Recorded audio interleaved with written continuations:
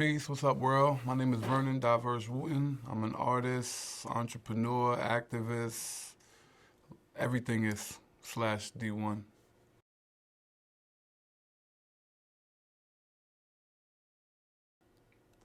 I'm from the Bronx, where hip hop started. During the time it was starting, I didn't have a choice. I didn't even have a choice if I was going to be into hip hop. That was what our environment was. That was my culture growing up. Like, I didn't have a choice on picking. I grew up on soul music, funk music, R&B, some pop. Because when I was little, we didn't have as many hip hop stations, so pop and everything came on the same station. But when hip hop came, that was like us. That was us talking to us. So I didn't really have a choice.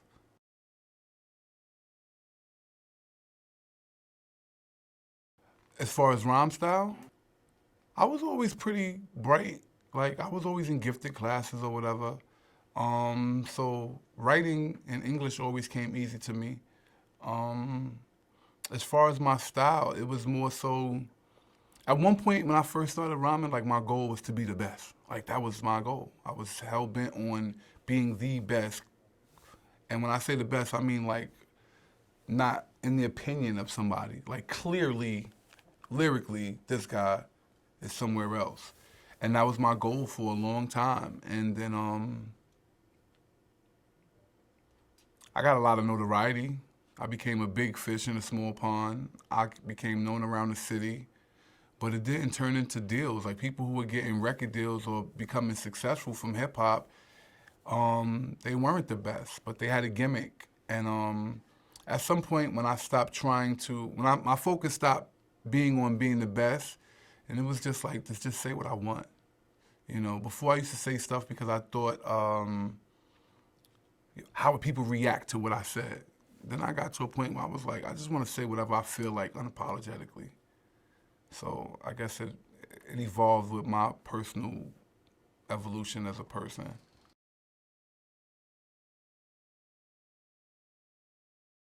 I just got a low tolerance for bullshit. Like, um, simply, I believe in right and wrong. I believe in, doing the right thing, even if it isn't the most convenient or easiest thing to do. I believe in the golden rule. I believe you're supposed to be fair to people. You treat others how you want to be treated. So if I see something I believe is incorrect or unfair or immoral or amoral for that matter, I usually speak up. And at some point, I started to meet other voices of dissent like that who would speak up about particular issues. And I started to learn the idea and the kind of procedures around activism and organizing and just utilizing my voice and having a cause that was bigger than my personal issues, but something that was on a large scale that impacted us all. So, um, going to college and getting involved with like the Free Mumia thing or going against Pataki's budget cuts that would have cut our financial aid. Local things like when Ernest Sion died in Staten Island or when Anthony Baez was killed in the Bronx. Like, it's just certain things that you know is wrong, and we have a choice that we can speak up or we can kind of just let things happen. But I feel like if you allow things to go on, then eventually you'll become a victim of that as well. So I feel like we're supposed to stand up and say something. I think that's the job of men, specifically in our communities. It's our job as men to stand up and say what's right and what's wrong and to stand on it and to uphold our communities to that standard.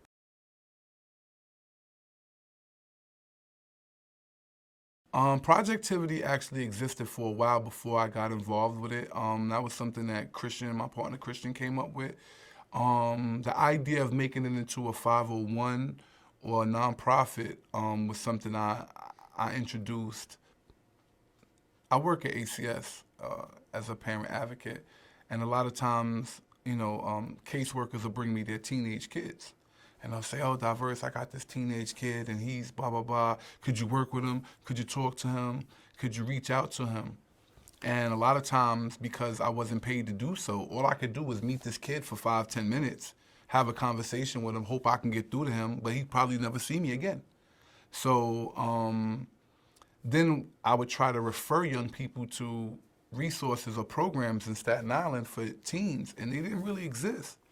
It wasn't too much, I could, put them in football, but if mom can't afford $500 a season or whatever it costs for equipment and to put them on the bus every week, then it was really not an option. So because of my history in music, because of my history in film and creativity, and that's what's up, kind of being a catalyst of a model of how I wanted to do it, I came to Christian and was like, yo, because Christian had always supported me in everything I've done. Like everything I've done for the community, Christian always supported. If I say, Christian, hey, I need these speakers, I'm doing a block party, I'm doing the parade, I'm doing this, I'm doing the Christmas party for the kids, Christian came through.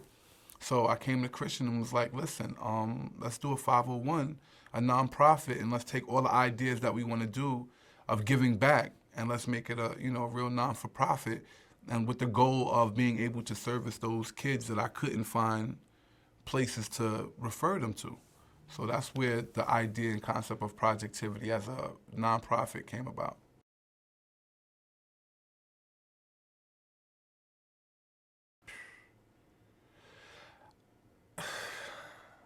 It kind of make me miss drug dealers a little bit, honestly.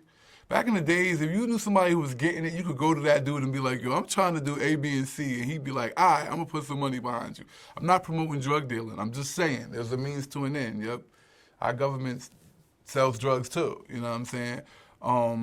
It was a means to an end. I think that with the advent of GoFundMe, and crowdfunding or source funding, I think that's been a huge, it's been a huge tool and advantage to, I think, creatives who are trying to get money to fund projects that they want to see happen. The problem that I see with that is, one, you don't always know if the project actually happens. Two is I think that, this is a great idea actually. I thought about it while I was listening to the other interviews, but if somebody who was able to provide funding also provided a line producer with regard to filmmaking, I think that would be a great combination.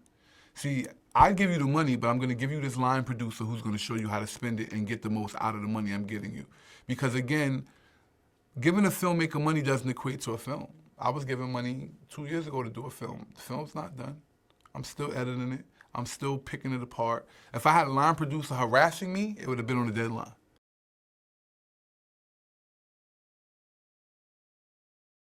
I thought about that as you asked that question, again, because I got so many projects in mind. But I guess my dream project would probably be my documentary. I guess I would call it maybe a biopic / doc on my life and the soundtrack that would go with that. Yeah, I think my story's pretty interesting. I don't get to tell it a lot.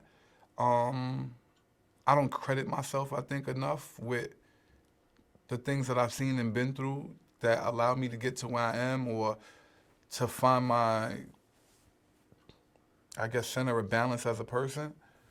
I think there's so many interesting factors and so many things that went into making me that I'm dying to see what people say when they see, like, if you met my mom's, like, people be like, oh man, you such an intense dude, or you so, you so, overbearing. Or, like, did you meet my mama? Like, you think I'm bad? 'Cause I'm a lightweight in comparison. Like, that's my ingredients, huh? This situation, gunshots, stabbings, cocaine, dope dealing, prostitution, number spots, all of these are the ingredients of what made me me. This is the environment I came from. Group home, foster care, all of these factors that make me me, and all of the opportunities I had to go astray. I could have went left a long time ago. I still could go left. Any given day, somebody could get slapped. Like, I could go left at any given moment. But with all the rationale I have to go that route, or with all the with all the experience and history I had that would make it easy to do that, somehow, somewhere, I still find myself responsible for being my best, and I still kind of go the other way. And I think that's an interesting dichotomy, because people don't do that anymore.